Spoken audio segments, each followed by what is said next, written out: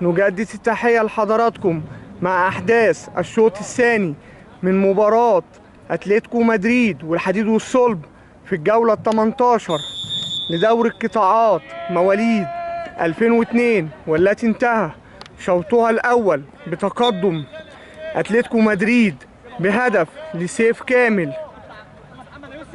ضربة حرة للحديد والصلب، اتلعبت أمامية، يوسف أسعد تصل لبلال، أول هجمة خطر، إنما برافو يا زبليجي، وحاول معاه، مكمل معاه زبليجي. على الكورة يا زبليجي، على الكورة، اقف على رجلك على الكورة، اضغط معاه. خطر للقمة، إنما لقمة يركنها خارج الملعب، تبقى ضربة مرمى.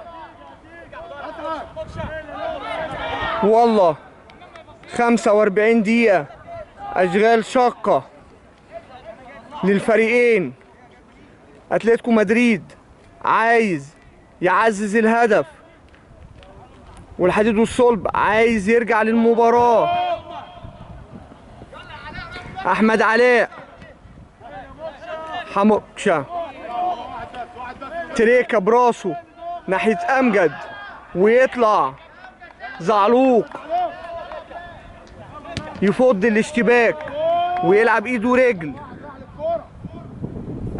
زبليجي هيسيبها عشان ياخد تماس، رمي التماس لأتلتيكو مدريد من ناحية اليمين. زبليجي حط للمواردي، لإزبليجي تاني، اللعب الأمامية. محمد علي يعتبر لعبها لنفسه، ضغط محمد علي، خد رمي التماس، رمي التماس لأتلتيكو مدريد من ناحية اليمين. زبليجي، أحمد علاء، تطلع تماس للحديد والصلب. محمد رمضان اللي لعبها، أحمد علاء يقطع، أحمد علاء،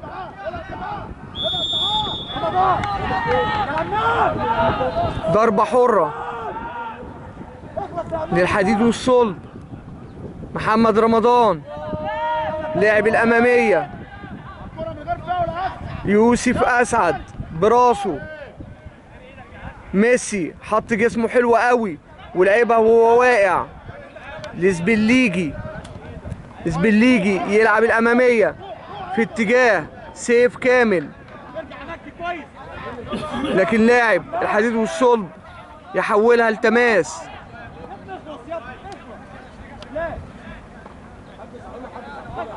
تماس لأتلتيكو مدريد. زبليجي، كورة فيها حاجة، الحكم طلب استبدالها. زبليجي على تنفيذ التماس، لعب لأحمد علاء، إنما من قدام أحمد علاء تبقى تماس مرة تانية.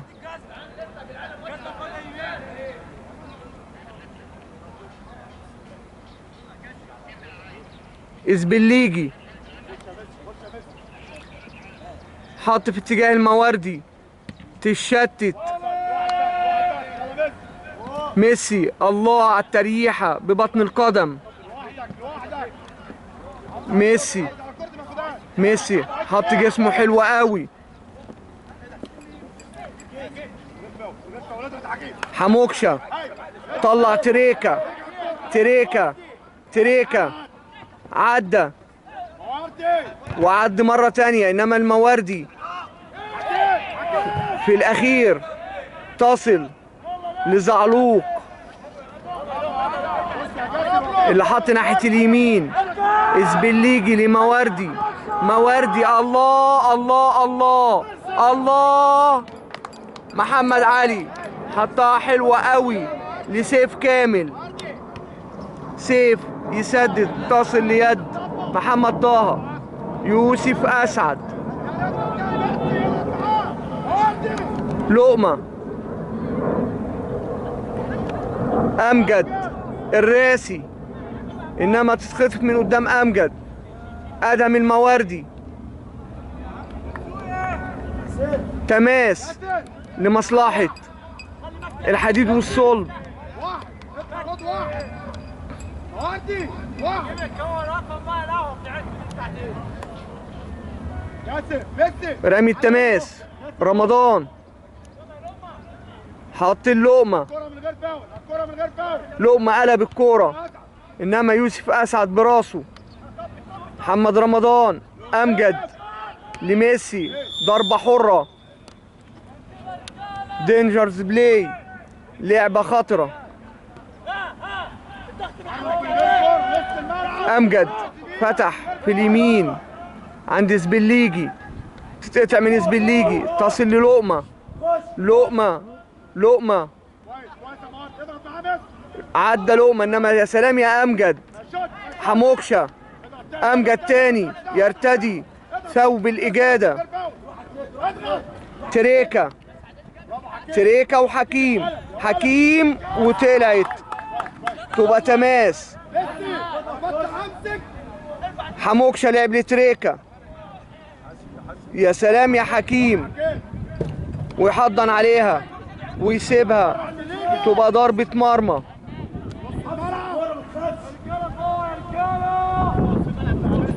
محمود زعلوق أنقذ مرماه بأكثر من هدف.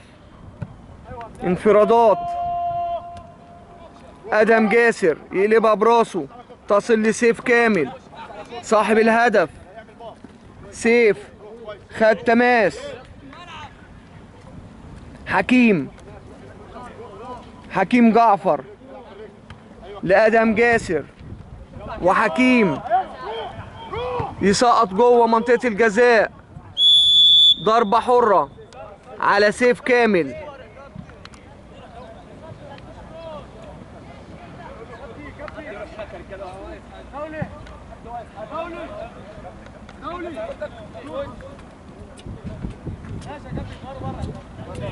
ضربة حرة، ويوسف أسعد جاله شد ولا ايه؟ واحد عشان انا مش شايف تحت كويس. يوسف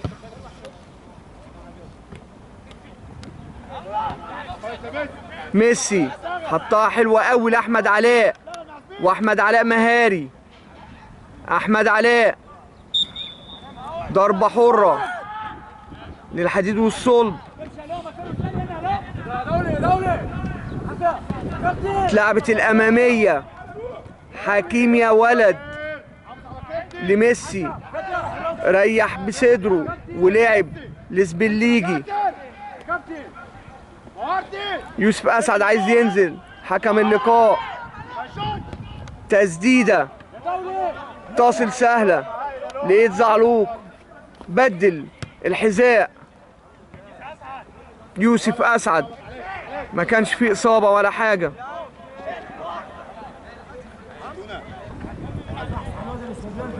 علي فهمي ويوسف زتونة هيسخنوا. كابتن رامي بيطمن على زتونة، هل بيشتكي من أي حاجة؟ كابتن رامي نجم المقاولين العرب ونجم بلدية المحلة، طبعا عمره ما يلاعب لعيب بيشتكي من أي حاجة. أدهم إنما تماس للحديد والصلب. لقمة. مواردي يا ولد يا مواردي. تماس مرة تانية للحديد والصلب. محمد رمضان.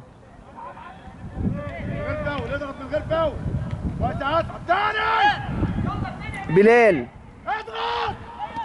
لقمة ببطن القدم لحموكشة لبلال اللي لعبها حلوة قوي، والعرضية يا سلام يا يوسف يا أسعد.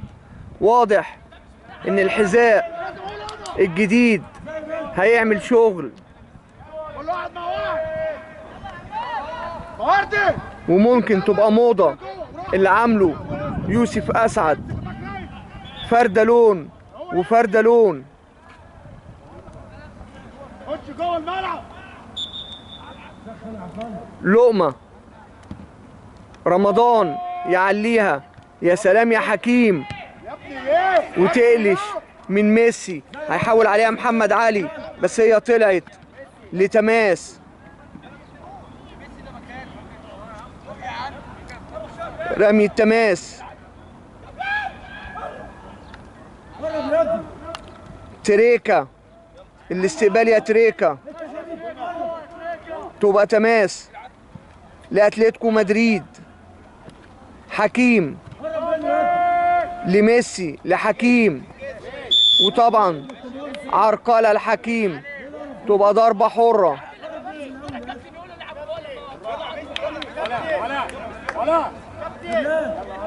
حكيم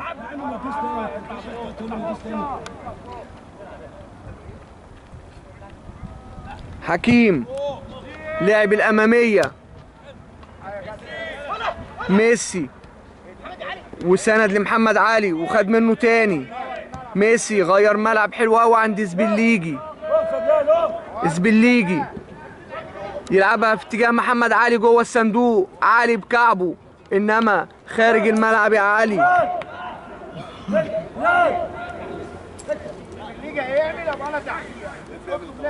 محمد طه سابها لمحمد رمضان.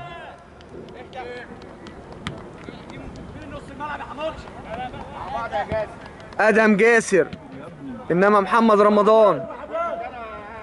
حكيم لقمة بصدره ويلعبها حلوة قوي قوي قوي. خطر جدا انما يا ولد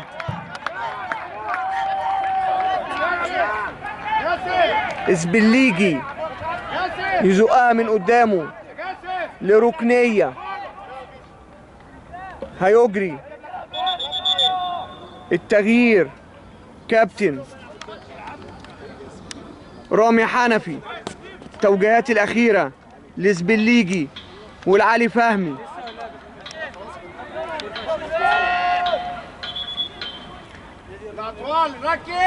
هيجري التغيير قبل الضربة الركنية. هيطلع سيف واحمد علاء، يعني تغيير مركزين بمركزين. سيف صاحب هدف المباراة الوحيد. احمد علاء خد انذار بلا اي داعي. ياسر ياسر ضربة ركنية للحديد والصلب. بعد الكورة راس حرب. بعد الكورة واقفين ازاي؟ ضربة ركنية. يا سلام يا زعلوق، وترجع له ويمسكها ويلعب ايده ورجل. زتونة ضغط في اول كورة. حكيم على صدره وحكيم يلعبها انما تماس. حكم اللقاء بإشارة من الحكم المساعد قال طلعت رمي التماس. وشايف عبد الله نمرة 5 بيسخن من الحديد والصلب. تريكا شادد وزائق. حكيم ركز بقى شوية. محمد علي ضربة حرة. حكيم حموكشة تصل لزتونة. يلا معلش يلا جيب الكورة. حكيم تصل للقمة. أمجد يتزحلق كده ويعطل الكرة. يا سلام يا أمجد براسه. ياسر يلا يا علي يلا يا علي. هيطلع زعلوق يفض الاشتباك.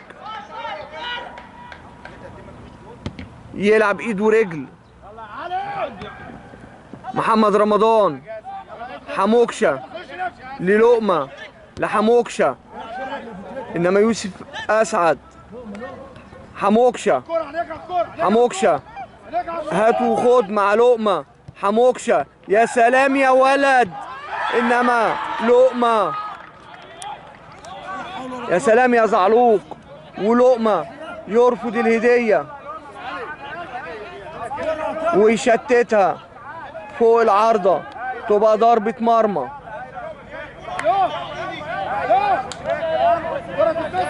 زعلوق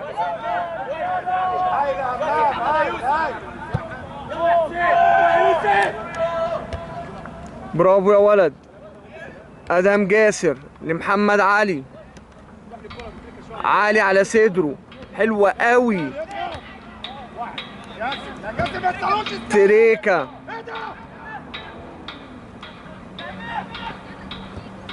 ثرو باص هتصل. هل ضربة حرة؟ يعني هل حكيم يقصد؟ اعتقد ما يقصدش، الله اعلم. طبعا مفيش حاجة في الكورة اسمها ما يقصدش، لكن هي كانت واصلة الكورة لزعلوق. يعني لو في اعاقة فاول. انا كنت مركز مع زعلوق لاني شايف ان الكورة واصلة لزعلوق، بس واضح انها طبعا ضربة حرة. تهور من حكيم، ضربة حرة خطر طبعا على حدود منطقة الجزاء.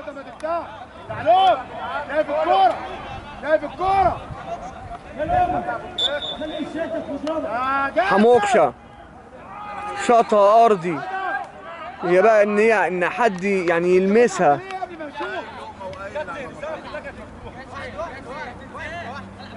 ضربة حرة، ضربة مرمى عفوا لأتلتيكو مدريد. الليمبي محمد دسوقي، هتبقى الورقة الثالثة اللي هيدفع بيها كابتن رامي حنفي. محمد دسوقي غاب عن اللقاء الماضي، كان في إصابة. زعلوق تطلع لتماس.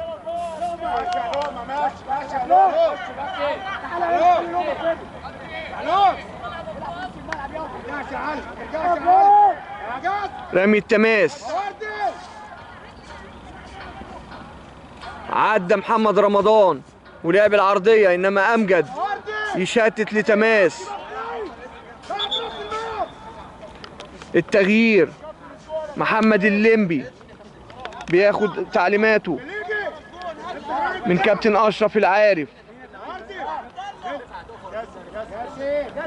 ادهم جاسر هيخرج وهينزل محمد دسوقي. الليمبي كان اتصاب في مباراة نجوم المستقبل اللي انتهت بفوز اتلتيكو مدريد 1-0. كده كابتن رامي اجرى ال3 تغييرات. نزل علي فهمي وزيتونة والليمبي، وخرج احمد علاء وسيف كامل وادهم جاسر. ضربة حرة لمصلحة الحديد والصلب. اعتقد التغييرات اللي عملها كابتن رامي، هو مضغوط اغلب الشوط الثاني، هي تغييرات هجومية. اي نعم هو طلع يعني لعيب في مركز ونزل لعيب في نفس المركز، بس هو بيجدد دماء الفريق. طلع 2 مهاجمين ونزل 2 مهاجمين، وطلع لعيب خط نص ونزل لعيب خط نص. طبعا بيمني نفسه بالهدف الثاني، هدف الاطمئنان، لأني الفترة الأخيرة الحديد والصلب اكثر سيطرة واكثر خطورة على مرمى زعلوق.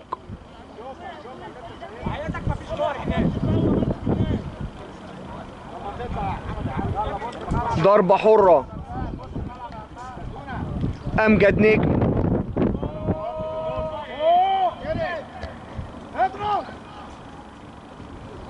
حموكشة، يا سلام يا محمد يا علي. تاني حط الحكيم، حكيم حسين عبده، انما يوسف اسعد يلعب ناحية علي فهمي. علي عايز يحضن عليها عشان ياخد رمي التماس. فعلا رمي التماس. اسبليجي لعب لعلي وخد منه تاني. اسبليجي محمد طه طلع ومعاه ميسي. محمد طه يمسك ويلعب ايد ورجل. حكيم براسه يا ولد بصدره تريحة حلوة. زتونة لمحمد علي. زتونة محمد يوسف يحولها لرمية تماس. اسبليجي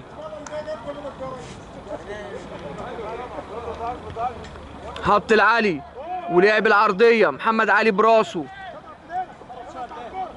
زتونة ضغط على مدافع الحديد والصلب حسين عبده يحولها لتماس. شفتوا حضراتكم التغييرات، خلى لاعبي اتلتيكو مدريد هم اللي ضاغطين. حسين يطلعها مرة تانية لتماس. حكيم لعب لميسي. ميسي بصدره بايده. حكم اللقاء بيقول بايده. حسين امجد حط الادهم. الله يا ادهم، الله يا ولد. مرة واتنين. ادهم مواردي. مواردي هتعمل ايه يا مواردي؟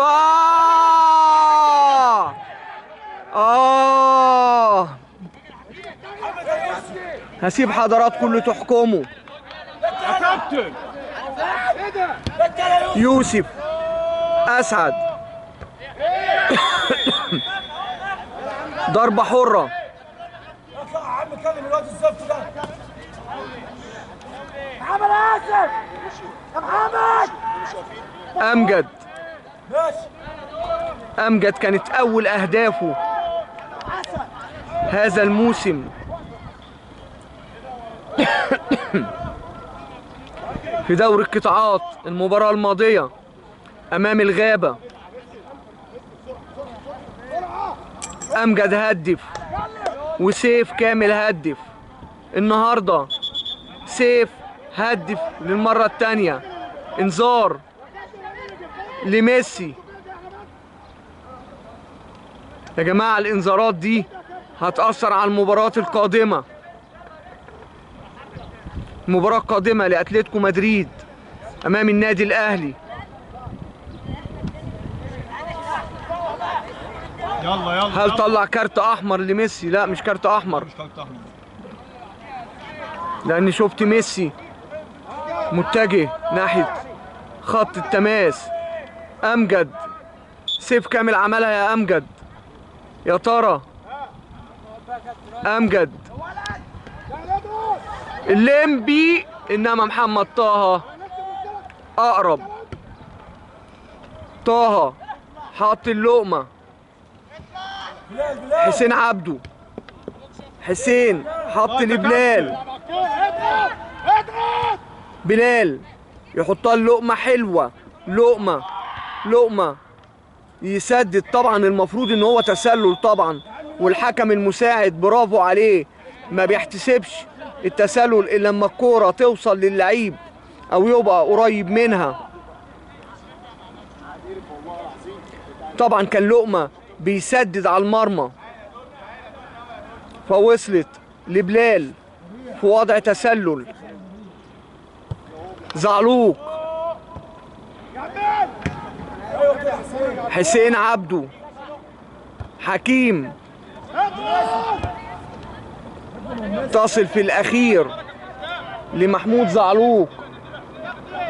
حسين بره الملعب بياخد الإذن، سمح له حكم اللقاء إن هو ينزل. زعلوق، محمد دسوقي، حموكشة، والتماس لمصلحة أتلتيكو مدريد. حكيم حط لمحمد علي، علي للليمبي، الليمبي وعايز يعمل مشوار انما حط من قدامه جسمه مدافع الحديد والصلب ويحضن عليها وياخد ضربة مرمى. محمد رمضان، اسبليجي، تريكا يحط براسه، برافو. علي فهمي، علي حط الزتونة، زتونة طلع اسبليجي، يلا اسبليجي جوه المنطقة. محمد رمضان،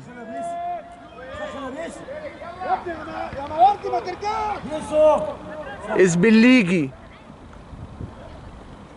ادهم المواردي، ادهم يا ولد، زتونة، اسبليجي قطم لجوه وعمل الارضيه. يا سلام يا سلام على الغمزه واللمزه. ميسي يسيبها، تصل لمحمد علي، المرتده، اوعى المرتده، تسلل، لقمه. شفتوا حضراتكم التغييرات عملت ايه؟ يلا الضغط دلوقتي لأتلتيكو مدريد. يلا حسين، ضربة حرة للحديد والصلب في دايرة المنتصف. قدام الكورة، قدام الكورة. سيب مسافة، سيب مسافة. حكيم اسعد يمسك الراجل اللي بره. محمد رمضان يسقط، هيطلع عليها زعلوق، يمسك زعلوق ويكمل معاه بلال، وحكم اللقاء يقول بلاي اون. اضغط يا لم معاه. زعلوق واقع، لازم الحكم يوقف اللقاء. حكم اللقاء ليه حارس المرمى ليه حصانة خاصة. أمجد عامة الكابيتانو مع زعلوق. علي فهمي يلعب العرضية، ها محمد طه كانت هتبقى بنيران صديقة يحولها الركنية، وقام زعلوق بالسلامة. ضربة ركنية. شغل دي يا كابتن. ادهم المواردي على تنفيذ الركنية. اتحرك اتحرك اتحرك. المواردي، رمضان يلمسها، الله يا محمد يا علي، يعني تعلو العارضة بسنتيمترات. خير وسيلة للدفاع الهجوم، وده اللي عامله رامي حنفي. لقمة طلع، لسه ما طلعتش. يا سلام يا امجد، ويلعبها لادهم المواردي. المواردي يلعب الاماميه. مين اللي هيستلم هنا؟ طالما انت اللي بتلعب دي. تماس للحديد والصلب، اتلعبت ناحيه الشمال، اتسقطت جوه الصندوق، وحموكشه من وان تاتش. لاعبي اتلتيكو مدريد بيتكلموا مع الحكم، بس ده مش صح. ايه اللي مش صح؟ انا العب على صفارة الحكم. حدش كان بقى بتكلم خلاص. احمد عباس نازل وطالع بلال.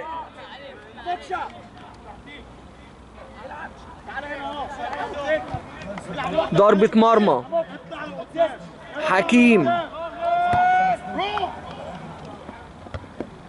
حسين عبده لحموكشة. حموكشة وزيتونة. من غير فاول من غير فاول. ايوه كده. محمد علي لمين يا محمد؟ بس علي فهمي برضو بيحاول عليها.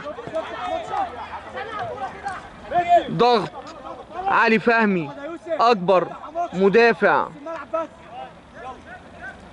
الحديد والصلب على اخراجها التماس.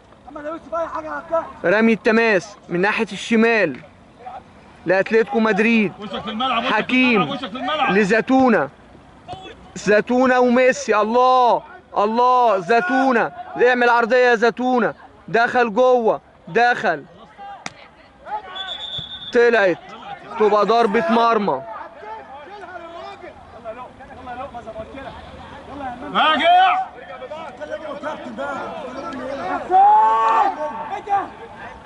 ضربة مرمى.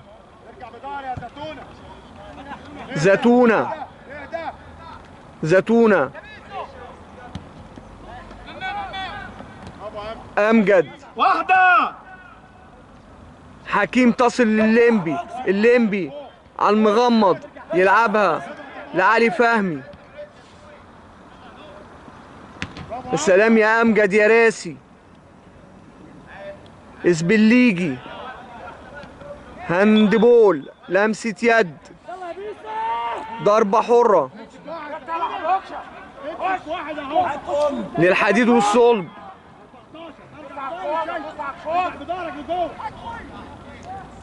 النتيجة تقدم أتلتيكو مدريد بهدف نظيف أحرزه سيف كامل في الشوط الأول. يوسف أسعد. تريكا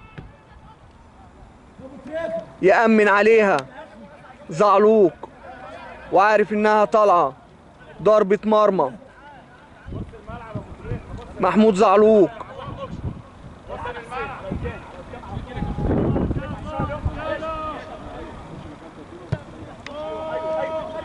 تريكا براسه.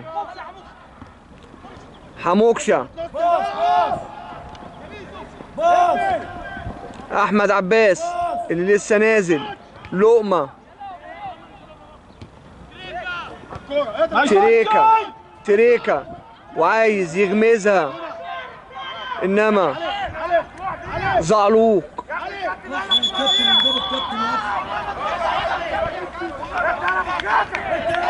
ضربة حرة حكم اللقاء.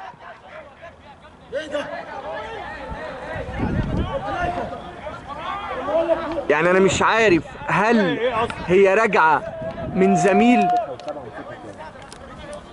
مسكها وسابها جنبي. احد السادة الافاضل الحكام قال لي مسكها وسابها ومسكها تاني. طبعا القانون قانون. ضربة حرة داخل ال6 يارد. يعني لاعبي اتلتيكو مدريد هيقفوا على خط المرمى. طبعا مسكها وسابها ومسكها. طبعا يعني قمة الخطورة الكورة دي.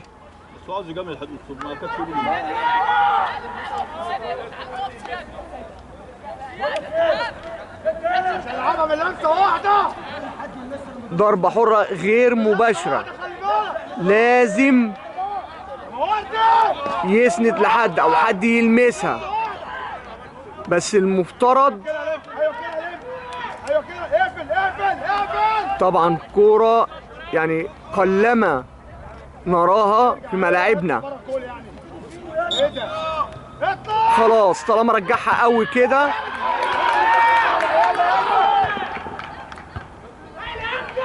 امجد.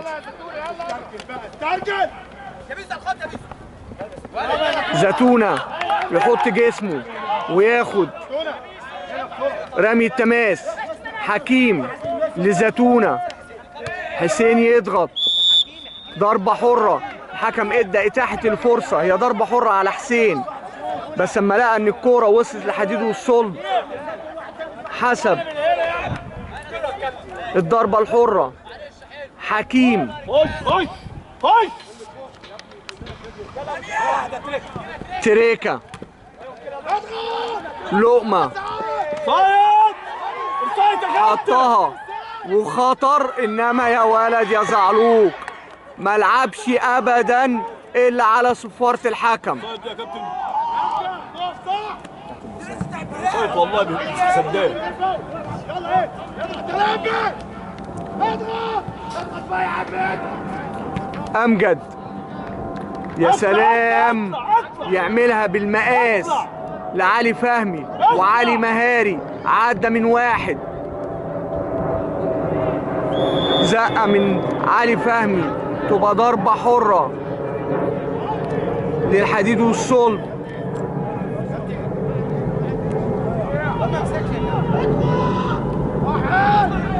الأمامية حكيم، يا أعصابك يا حكيم، ضربة حرة طبعا لمصلحة حكيم، وهو بيشتكي من ظهره، هو ما بيمثلش، هو في الشوط الأول اشتكى من ظهره ونزل له الطبيب. سلامات يا حكيم. لا إله إلا الله، ربنا يسلم. أكيد ما بيمثلش، لأن هو في الشوط الأول اشتكى من ظهره. ربنا يسلم. طبعا كابتن رامي أجرى الثلاث تغييرات.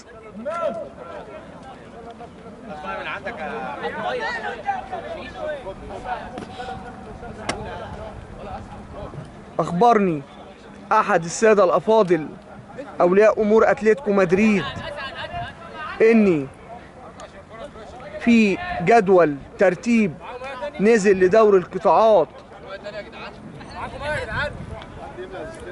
واستنبطنا منه إن مباراة المجموعات العلمية وأتلتيكو مدريد اللي هي كانت مباراة المجموعات العلمية الملعب ما كانش جاهز، وبناء على تقرير حكم المباراة المفترض ان نقاط المباراة الثلاث تروح لأتلتيكو مدريد. الجدول بيوضح ان النقاط الثلاثة راحوا للمجموعات العلمية. عايزين نتأكد من الموضوع ده من منطقة القاهرة لكرة القدم. المباراة مباراة المجموعات العلمية. المجموعات العلمية بتلعب مبارياتها على ملعب المنافسين، فالملعب ملعب أتلتيكو مدريد. الملعب ما كانش جاهز، كان فيه يعني تخطيطات في الملعب، في أرضية الملعب. حكم اللقاء لغى المباراة، قالك ما اقدرش احكم كده، انا مش هعرف خط المرمى او خط منطقة الجزاء وخط المنتصف، فلغى المباراة. والمباراة مباراة المجموعات العلمية، هو اللي المفروض يجهز الملعب. هنشوف الموضوع ده. لقمة وأمجد.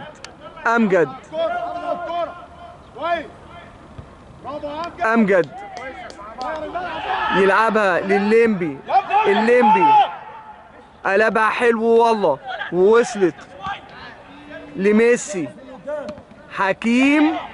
حكيم ضربة حرة طبعا، وحكيم يعني يا حكيم انت كسبان، بلاش اعتراض عشان الانذارات مش في صالحكم، ممكن تحرمك من ماتش. 3 انذارات تتوقف مباراة تحرمك من ماتش زي الاهلي، المقاولين العرب، دول الماتشين الجامدين اللي باقيين لأتلتيكو مدريد. اي نعم لسه لهم المجموعات العلمية والألماظة، لكن احنا بنقول على المباريات اللي بتهم اللعيبة ان هم يلعبوها. مباراة اهلي، زمالك، مقاولين، انبي، دجلة. علي، محمد علي، حسين براسه،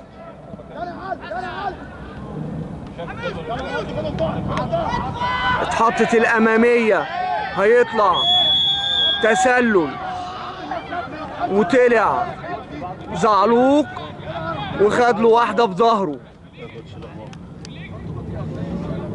زعلوق الكورة كانت تسلل. كان واحد قبله بتاع غابه كده يقعد يزمط بيها احسن.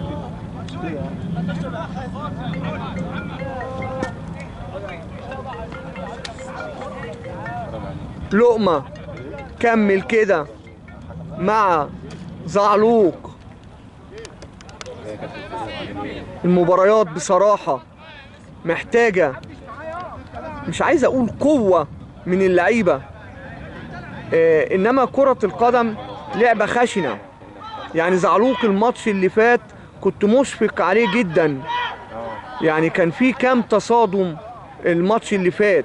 يمكن حتى زعلوق في اخر الشوط الثاني اتسبب في طرد لاعب الغابة، لان برضو كمل معاه بصورة صعبة كده. فخلاص الماتش المفروض عليها كده.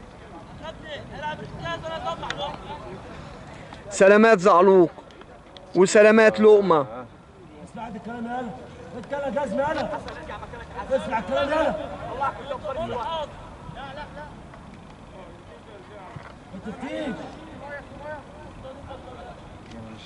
انا مالي بمشيئة الله. انا ان شاء الله لو انتهت اللقاء، لو انتهى اللقاء كده ده ملعب يبقى الفوز الثالث اللي بيحققه رامي حنفي مع الفريق. فاز على نجوم المستقبل 1-0 وعلى الغابة 2-1. وبمشيئة الله النهاردة على الحديد والصلب 1-0. كنت قلت لحضراتكم ان نتيجة لقاء الدور الاول بين الفريقين التعادل الايجابي 3-3. رامي حنفي كمان اتعادل مع زينهم في الدور الثاني 0-0. لقي الهزيمة من انبي 2-7 ومن وادي دجلة 1-2. كمل الماتش وزمزق وطلع البنات بره وقال لك وانسحاب امام مباراة الزمالك لتعديل هو اتدخل يا عبد موعد إقامة المباراة. كان المفروض زي كل المباريات الساعة 2:30، اتبدر الميعاد بقى 12 الظهر، وفي يوم خميس. يعني الولاد في دراستهم صورنا، وقفت انا وعبد الله صورنا.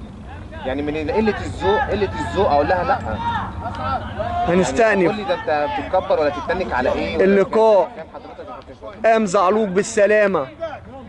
الضربة الحرة أمجد نجم، أمجد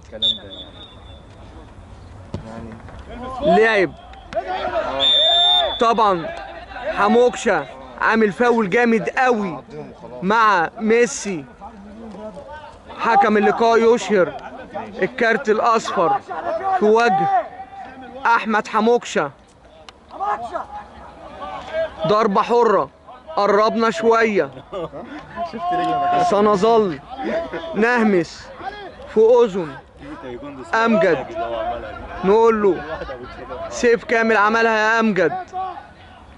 ده أمجد دخل قال لك بقى أنا هدخل جوه منطقة الجزاء. محمد علي على تنفيذ الضربة الحرة، وحكم اللقاء بيرجع لاعبي الحديد والصلب على المسافة القانونية 9 متر و15 سنتي. محمد علي حطها لميسي، ميسي حطها لمواردي، مواردي لسه بيحاول، انما تصل لمحمد علي تطلع تماس لمصلحة الحديد والصلب.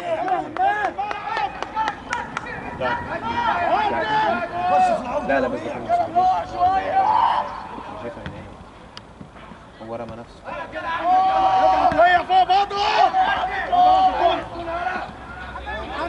محمد يوسف حط الحموكشة، لقمة حطها خطر قوي، انما واضح ان هو لعيب ايمن، وهي جت على شماله في الاخير تبقى ضربة ركنية للحديد والصلب.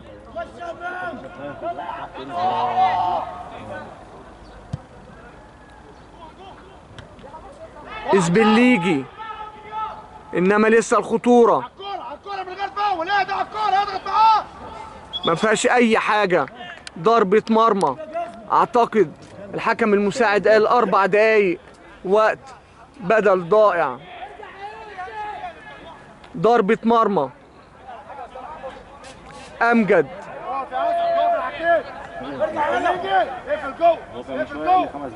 كتيرة.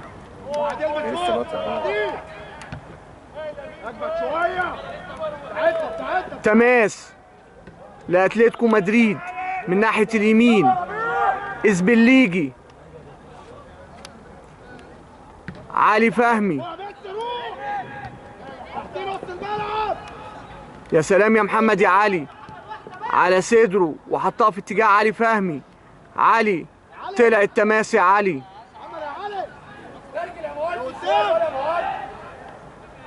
خش جوه علي، تماس. على شمالي. امجد براسه، محمد علي براسه، الليمبي براسه. يلا حكيم يحولها لتماس، لسه ما طلعتش. الكرة من غير فاول. اهدى. يوسف اسعد، يا سلام يا محمد يا علي، وياخد فاول. ضربة حرة.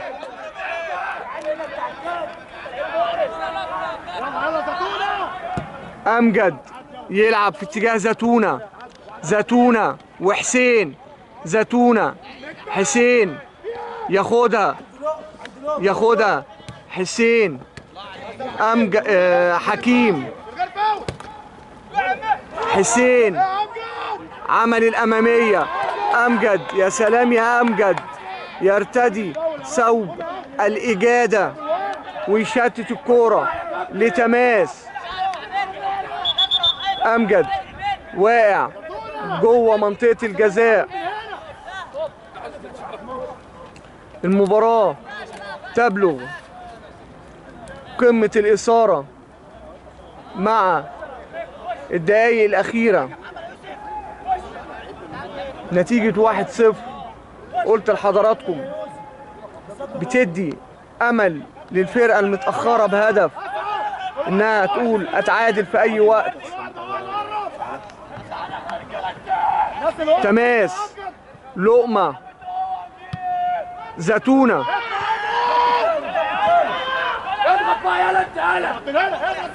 حسين عبده يسقط. يا سلام يا يوسف يا أسعد. محمد دسوقي يحطها اهي. علي عايز مساحة. علي التاني يا علي، انما محمد طه ترجع لسه لمحمد علي. محمد علي يقول لك لو علي ابني ما جابهاش. لو علي ابني ايه؟ علي ابويا. محمد علي طبعا شدة وانذار لادهم المواردي. ضربة حرة. عطل يا لمبي يلا. العب يا عم ضربة حرة. مشي اهو للحديد والصلب.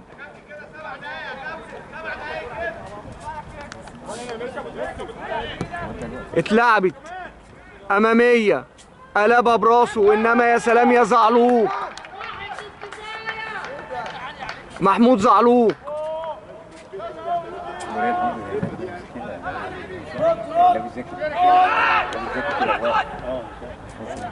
نص الملعب اطلع اعمل خطر خطر خطر.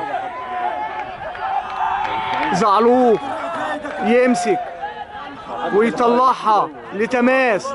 برافو يا زعلوق، برافو يا زعلوق. محمد علي يمكن بيعتب عليه، انما دي الفير بلاي. هو عارف فاهم الفير بلاي.